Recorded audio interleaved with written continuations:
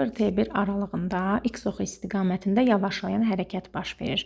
Burada sürətin proyeksiyası müsbətdirsə, təcilin proyeksiyası mənfi də olmalıdır. T2-T zaman aralığında x oxunun əks istiqamətində yeyinləşən hərəkət baş verir. Sürətin proyeksiyası mənfidir, təcilin də proyeksiyası mənfi olmalıdır ki, hərəkət yeyinləşən olsun. Sonra isə x oxunun əksi istiqamətində yavaşlayan hərəkət baş verir. Sürətin proyeksiyası mənfidir, təcilin proyeksiyası müsbət olmalıdır ki, hərəkət yavaşlayan olsun. Deməli, burada əksinə oldu. Burada sürətin proyeksiyası mənfidir, təcilin proyeksiyası müsbət oldu. 1, 3. Yavaşlayan hərəkətlər axtarmalıyıq. Şaquli yuxarı hərəkət yavaşlayandır. 2T müddətindən sonra yerə düşübsə, deməli T müddəti qalxmadı, T müddəti də düşmədi. Ona görə də, baxın, birinci qrafik ola bilər. Müəyyən sürətlə atılır, yuxarı yavaşlayan hərəkət edir, sonra da yeyinləşən hərəkət edir.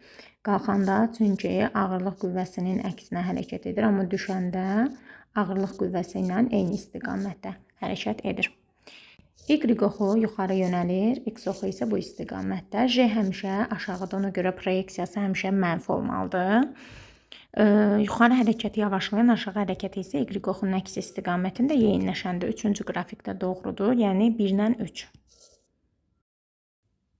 İpin uzunluğu onun cızdığı çevrənin radiusudur və bərabərdir 2pi r böl t yazsaq. R sabitdir, əgər period artırılarsa, onda xətti sürət azalar. N bərabər 1 böl t'dir, period artarsa tezlik azalar. A bərabər 4pi kvadratı r böl t kvadratı da period artırılarsa təcil də azalar. D variantı. Rəqqasın periodunu 2 dəfə azaltmaq üçün uzunluğunu 4 dəfə azaltmaq lazımdır. Çünki düz mütənasib asıldı, amma kök 6 düz. Ona görə 4 dəfə azaltmaq lazımdır. Deməli, təcil üçün M1 minus M2 bölünsün, M1 plus M2 vurulsun, R düsturu doğrudur. Bu da 2-yə bərabərdir. M1 üstəgəl M2 bərabər olacaq 5M1 minus 5M2. Deməli, M1-ləri bir tərəfə yığırıq. 4M1 bərabər olur 6M2. Buradan da alıram. 2-yə ixtisar eləsəm, 2M1 bərabərdir 3M2. Bizdə bunların kütləsi belədir və mən buna M1 demişəm. Buna da M2 demişəm. 2 vurulsun M1-in yerinə yazacağım bunu. Bərabərdir M2-nin də yerinə yazacağım böyüyəm. 2M bərabərdir 3M. M də bərabər 2M. M bölünsün 2. Joule vurulsun amper bölünsün kulon. A bərabər QU-dur. Yəni ki, Joule-u kulona böləndə volt alıram. Volt vurulsun amper. Bu da bizə verir I vurulsun U. Bu da gücü verir də, gücün vahididir. MV bərabərdir QBR. Bu da bərabərdir P. QBR-dir, yəni düsturumuz. Deməli, doymayan buxar ideal qaz qanunlarına tabi olur. P, T-dən xətti asılı olur. Amma doyan buxar ideal qaz qanunlarına tabi olmur. P, T-dən daha çox asılıdır, xətti asılı deyil. Ona görə də ikincidə təzyiq daha çox olar birincidən. A variantı və təbii ki də artacaq. 4-dən 1-ə keçəndə şüalanan fotonun tezliyini tapmaq üçün burada 1-3-ü görürük və 2-4, 3-2-ni də görürük. 2-4 neçə veriblər? 0,6 vur 10 üstü 15. 3-2-ni də veriblər. 0,5 vur 10 üstü 15. Onda bura nə qədər olar? Tezlik 0,6-dan 0,5-ə çıxıram. 0,1 vurulsun 10 üstü 15. Deməli, buranı tapdıq. Buranı da onsuz da vermişdilər. 1-3-ü də veriblər. Onun da qiyməti 0,75 vur 10 üstü 15-dir. Onda bu ikisini cəmləyəcəm. 0,1 vur 10 üstü 15. Üstəgəl 0,75 vur 10 üstü 15. Bu da olacaq 0,85 vur 10 üstü 15. Link hazırda tarazlıqdadır. Dayağı bura qoyub momentlər qaydasını yazsaq. MX vurulsun 2 bərabər olacaq my vurulsun 1, 2, 3, 4. Deməli, mx 2my-ə bərabərdir. İndi x-i L nöqtəsindən asmaq lazımdır. Onda sol tərəfdə olacaq 2m vurulsun, qolu da 1-dir. Sağ tərəfdə isə m vurulsun, qolu 2 olmalıdır. Yəni y-in qolu 2 olmalıdır. Yəni n-dən asmaq lazım olar ki, tarazlıqda qalsın. 1 doğrudur. Sonra deyir ki, kütləsini 2 dəfə azalt. Qolu neçədir? 4-dür də. Aha. Əgər m bölü 2 olsa, onda 4-ü m bölü 2-yə vuran da 2m eləyir. Hə, düzdür. Kütləsini 2 dəfə azaldıb, qolunu yenə də 4 saxlaya bilərəm. Yenə də tarazlıqda qalar.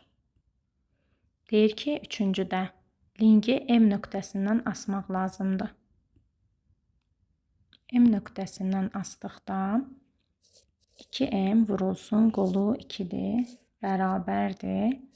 M vurulsun, m-in də qolu 3-dür. Bunlar bərabər olmur axı, tarazlıqda qalmayacaq. Cavab D variantı.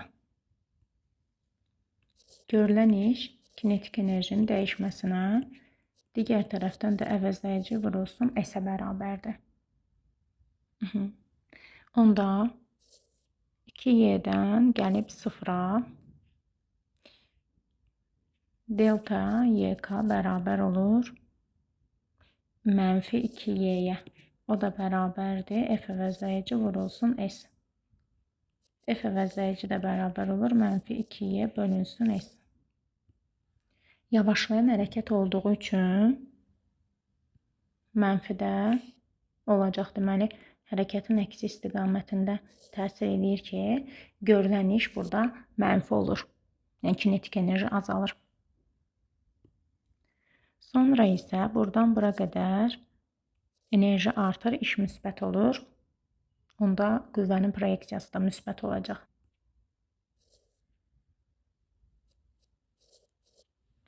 S-dən sonra isə ümumiyyətlə enerji dəyişməyib. Delta YK 0-dır. Bu demək ki, qüvvə təsir eləmir. Əvəzləyici qüvvə 0-dır ki, enerji dəyişməyib.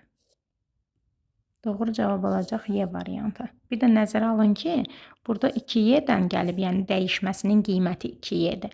Amma burada bu hissədə dəyişməsi Y-dir. Ona görə fikir versəz, birinci halda qüvvənin qiyməti daha çoxdur, ikincidə nisbətən azdır. Q bərabər Sm delta T'dir. S-ni buradan tapsam olur Q bölünsün M delta T. Eyni qızdırıcı dediyi üçün Q-ləri eynidir. Kütlələr fərqlidir. Bir də temperatur dəyişmələri də fərqlidir. Onda S1 bölünsün S2 bərabər olacaq. M2 bölünsün M1. T2 bölünsün T1. M2 neçədir? M-dir. M1 bəs. O da 2M-dir. T2 neçədir? İkinci gəlib 20-dən 40-a temperatur dəyişməsi 20 eləyir. Birinci isə gəlib 20-dən 50-yə temperatur dəyişməsi 30 eləyir. Bu da eləyir 3-də 1. Lens qaydası. İnduksiya cəryanının istiqaməti təyin olunur. Sarğacların maqnit sahələrinin enerjiləri arasında hansı münasibət var? Cəryanları bir dənə paylayaq.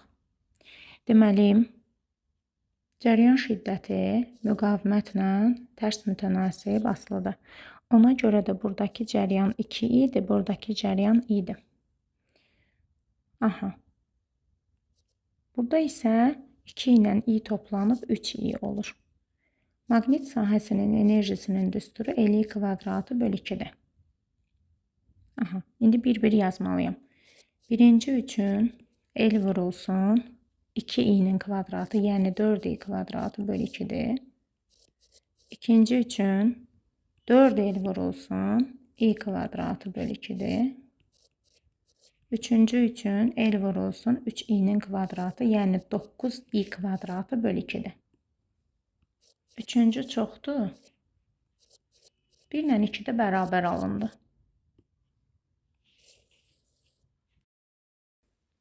Bir, 2, 3, 4, 5, 6, 7, 8 dənə bölgü var.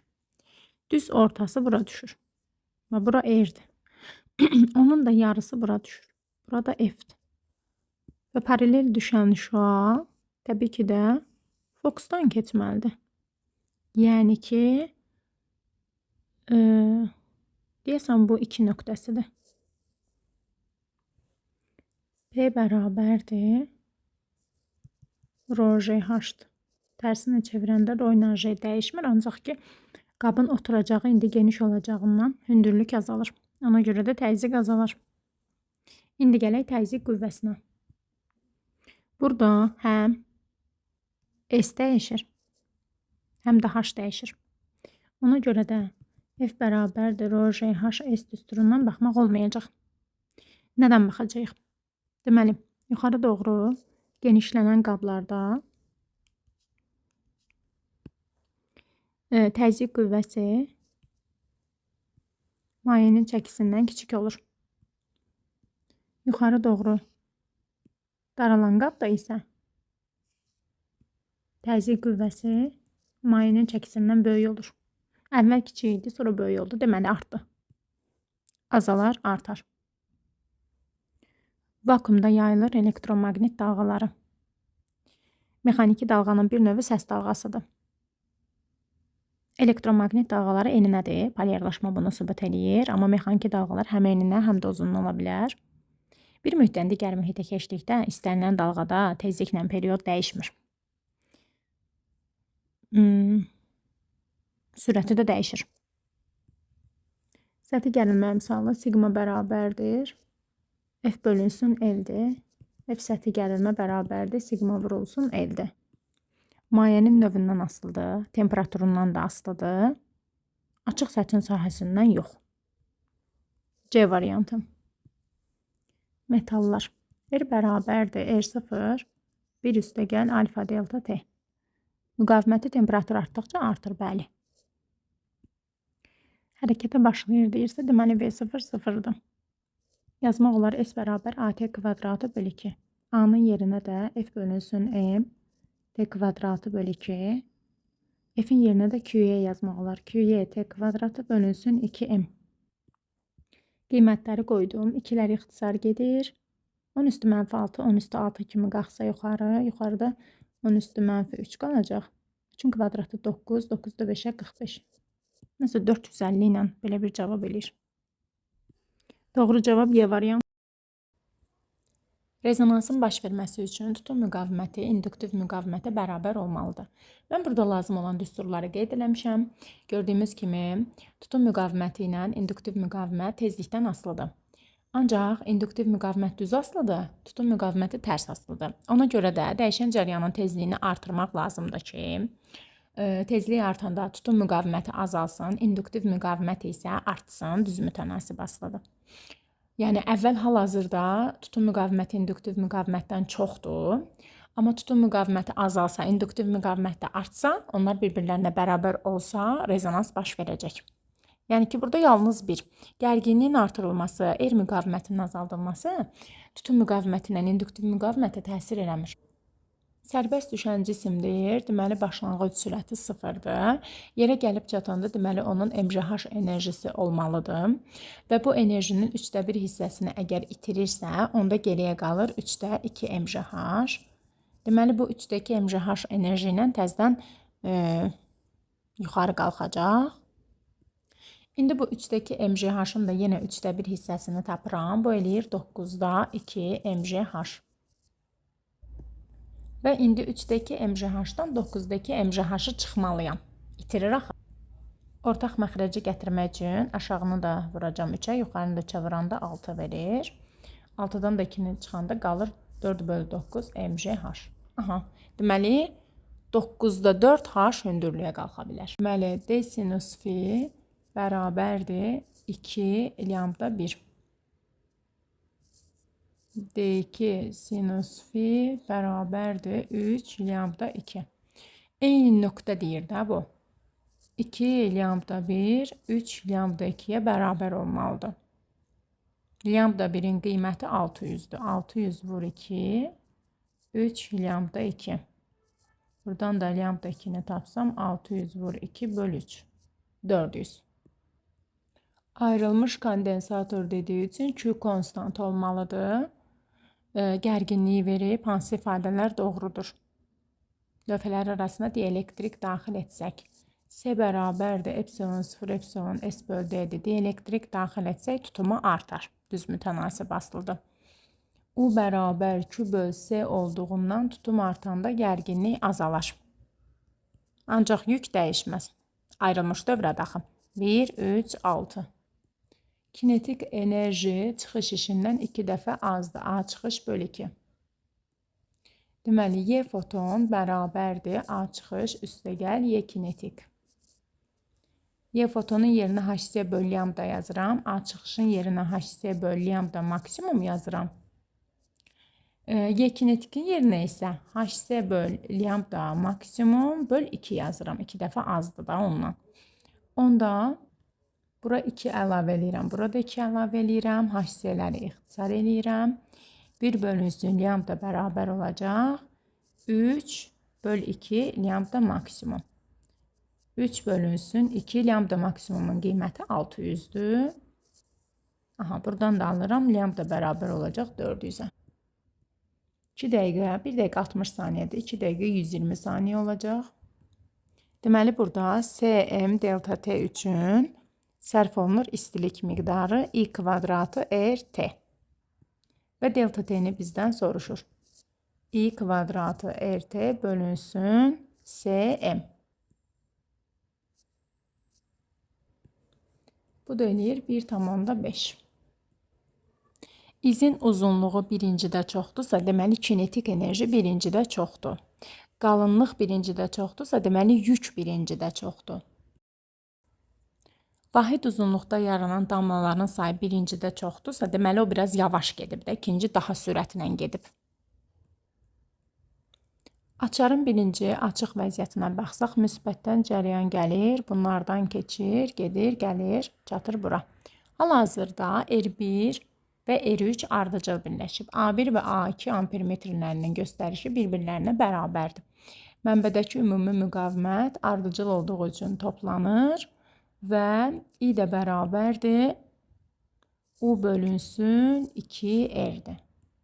İndi açarı bağlayırıq. Onda artıq buradan gələn cəryanın bir hissəsi buradan, bir hissəsi buradan keçir. Sonra gəlib bundan keçirlər. Ümumi müqavimət bu ikisi paraleldir. Olacaq R böl 2. Digəri onlara ardıcıldır. 1,5 R eləyir də. Bu I1 idi. I2-yə baxsaq, U bölünsün 1,5 R. Aha, cəryanın qiyməti artır. Deməli, A2 ampermetrinin göstərişi artacaq. Çünki niyə? Axı mənbəyə gələn ümumi cəryanın qiyməti artmışdır. O da ki, ən sonda gəlib toplanıb elə A2-dən keçirdi. A2 əni öndədir. Ona görə onun göstərişi artır.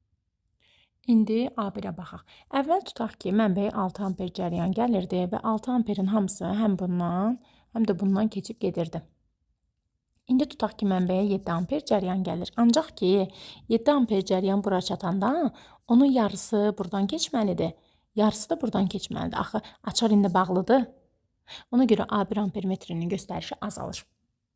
Çünki əvvəl gələnin hamısı elə A1-dən keçirdi. İndi gələn çox gəlsə də belə, yenə də A1-lə həmin o aşağıdakı ikinci rezistor arasında bölünür. Aha, əvvəlcə amper küvəsinin qiymətini tapaq. B, I, L, sinus alfa.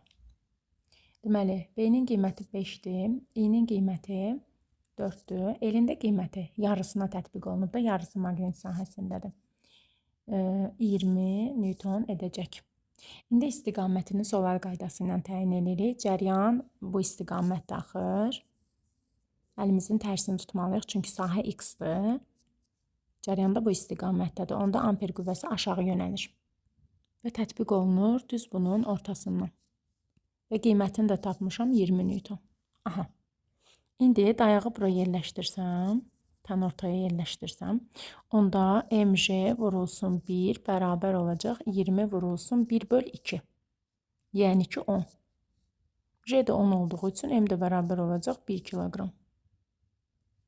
Deməli, əvvəl A bərabərdir F bölünsün 2M'dir. Təcilli hərəkət eləyəcəklər. Özdə orada deyir ki, hərəkətə başlayırlar. T1 anında ip qırılanda sürtünmə də nəzərə alınmırsa, onda birinci arabacıq elə bu sürəti davam etdirəcək. Çünki sürtünmə də nəzərə alınmır da. Niyə yavaşlasın ki? Heç bir qüvvə təsir eləmir. Aha, digərində isə artıq A bərabər olur. F bölünsün sadəcə M.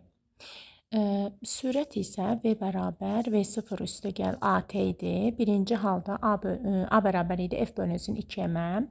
Elə bir ki, buna elə AT deyək də. AT bərabərdir V-dir. İkinci halda isə V sürəti var. Bir də üstünə gələcək.